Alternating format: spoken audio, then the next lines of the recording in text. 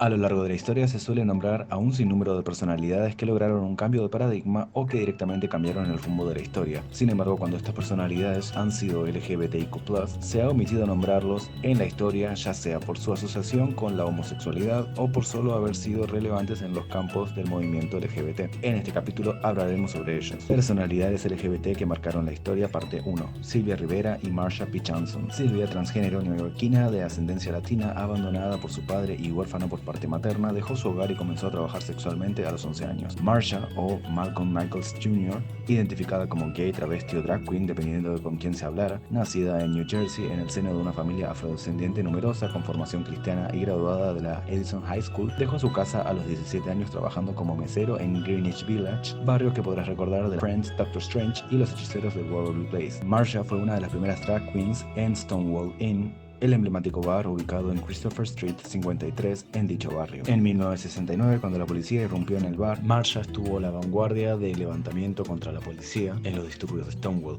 Estos disturbios fueron los que llamaron la atención mediática y marcarían un antes y un después en la lucha por los derechos LGBT a nivel mundial. Luego de esto, Marsha se mantuvo activa en el Frente de Liberación Gay, a la par que Sylvia se unió a la Alianza de Activistas Gays en 1970. Ambas fundaron STAR, Travestis Callejeras de Acción Revolucionaria, por sus siglas en inglés, dedicada a acoger y ayudar a drag queens, gays, travestis y transgéneros sin hogar. Además, lucharon para prohibir la discriminación por orientación sexual e identidad y expresión de género. Cuando en 1973 se las vetó de participar en la Marcha del Orgullo por dar mala imagen al movimiento gay, marcharon deliberadamente a la cabeza de la marcha. En 1990, Marsha se une a ACT UP durante la explosión del VIH-Sida con la campaña Silencio igual muerte, con un triángulo rosa en alusión a la indiferencia gubernamental respecto a la pandemia debido a la segregación que sufrían los gays, travestis y mujeres trans. En julio de 1992, el cuerpo de Marsha fue encontrada a sus 46 años flotando en el río Hudson, reportado como un suicidio por parte de la policía. Sylvia murió recién en 2002 de cáncer de pulmón en el Hospital de San Vicente, en el mismo barrio de su lucha, a la edad de 50 años. Josephine Baker, registrada al nacer como Frida Josephine McDonald, pasó su infancia adquiriendo calle jugando en las vías de la Estación Unión. A los 8 años se convirtió en una criada de familias blancas, llegando a sufrir múltiples abusos físicos. Dejó la escuela a la edad de 12 años y comenzó a hacer espectáculos callejeros y trabajar de mesera viviendo en la calle para entonces. Dejó a su segundo marido a la edad de 19 años, dedicándose completamente al baile, el canto, la actuación, yéndose a París, donde abrió la Revue Necker en el Théâtre de Champs-Élysées. Se casó con el magnate Jean Lyon, adquiriendo la ciudadanía francesa a sus 31 años. Pese a haberse casado múltiples veces con hombres, estuvo envuelta en relaciones sexoafectivas con más de una mujer, entre las que se especula pudo haber estado la mismísima Frida Kahlo. Cuando en 1939 Francia declara la guerra a Alemania, es reclutada por la Deuxième Bureau como agente de inteligencia para reportar las posiciones alemanas que descubriera al codearse con embajadores y oficiales en los eventos organizados por la embajada italiana. Durante la invasión alemana se mudó al sur de Francia, donde aportaba visas a quienes estuvieran dispuestos a cooperar con la Francia libre. Por ser una artista reconocida, viajaba por los países neutrales de Europa y América del Sur, llevando información entre sus notas escritas con tinta invisible en sus partituras. En 1941 se fue a ayudar a la resistencia en las colonias francesas del norte de África, donde enfermó gravemente, luego de lo que solo se dedicó a hacer shows en las fases. Recibió la Roseta de la Resistencia y la Cruz de Guerra por su colaboración y fue nombrada Chevalier de la Legión de Honor en Francia. Durante la década de los 50 abogó públicamente en contra de la segregación racial que había visto en los Estados Unidos, negándose a actuar en teatros que mantuvieran políticas segregacionistas y mediante discursos en universidades, logrando conseguir, por ejemplo, que Las Vegas permitiera shows con audiencias mixtas, llegando a ser perseguida por el Ku Klux Klan. En 1963 dio un discurso en la marcha de Washington junto a Martin Luther King Jr., siendo una de las pocas mujeres a las que se les permitió hacerlo. Años más tarde, en el Club Stork, indignada por su política de segregación racial, hizo un reclamo público y fue acusada de comunista, perdiendo su visa, teniendo que volverse a Francia. Murió a sus 68 años luego de ser encontrada en su cama con hemorragia cerebral, rodeada de periódicos hablando de su última performance ya en bancarrota y sin su castillo. Karl Heinrich Ulrich, nacido en el reino de Hannover, parte de la Confederación Alemana, es conocido como el primer gay en salir públicamente del closet. Graduado de Derecho y Teología en la Universidad de Göttingen, continuó estudiando historia en Berlín. Fue abogado administrativo oficial en la corte de Hildesheim hasta que en 1857 fue desvinculado al hacerse pública su homosexualidad, que si bien no era ilegal, sí lo eran los escándalos asociados a este hecho.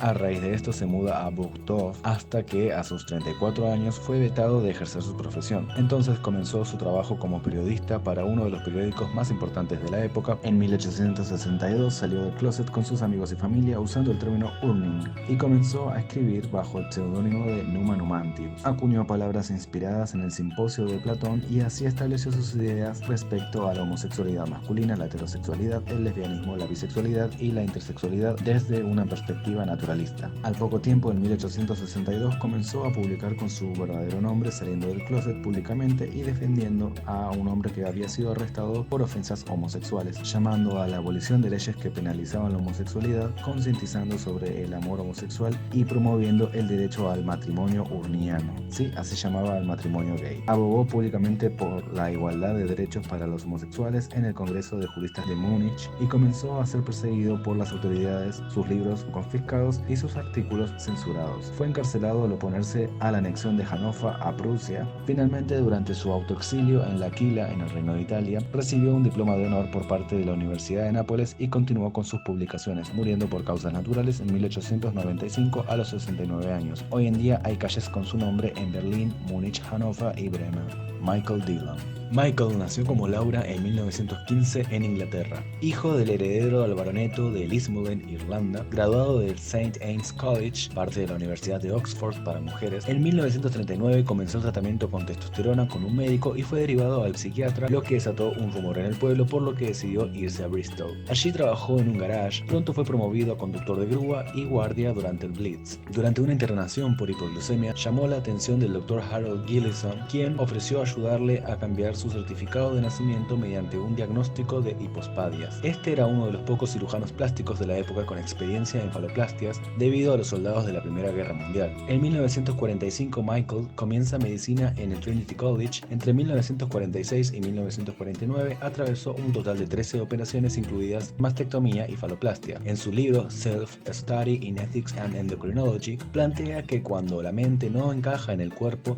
es el cuerpo el que debe adecuarse para encajar con la mente. Un paradigma que hoy en día tomamos como válido al entender que ser transgénero no es una patología, pero sí puede resultar patológico para la persona ser privada de vivir con su género autopercibido. Aún como estudiante realizó la orquidectomía bilateral a la primera mujer transexual del Reino Unido, Roberta Cowell. Al recibirse en 1951, comenzó a ejercer como cirujano naval para P&O y la China Navigation Company, hasta que en 1958 los medios descubrieron por su origen aristocrático y sacaron a la luz su condición de transexual. Esto trajo el rechazo por parte de su círculo, por lo que decidió irse a la India y volverse un monje budista, convirtiéndose en el primer hombre blanco europeo ordenado en la tradición budista tibetana, muriendo a sus 47 años durante un colapso a raíz de una caminata. Nancy Cárdenas fue una de las primeras figuras públicas de los medios de comunicación latinoamericanos en salir públicamente del closet. Nació en 1934 en Coahuila, fue doctora en Filosofía y Letras de la Universidad Nacional Autónoma de México, estudió artes cinematográficas y teatrales en Yale y también estudió polaco en Łódź. Fue una reconocida locutora radiofónica, actriz, escritora, directora de cine y teatro. A sus 39 años salió del closet durante el programa televisivo 24 horas de Jacobo Zabludowski durante una entrevista sobre el despido de un empleado homosexual. En los años siguientes comenzó a hacer lobby por la igualdad en numerosas entrevistas. En 1974 fundó la primera organización LGBT de México, el Frente de Liberación Homosexual, y fue a la cabeza en la primera marcha del Orgullo de México. Murió de cáncer de mama a los 59 años en 1994 en Ciudad de México.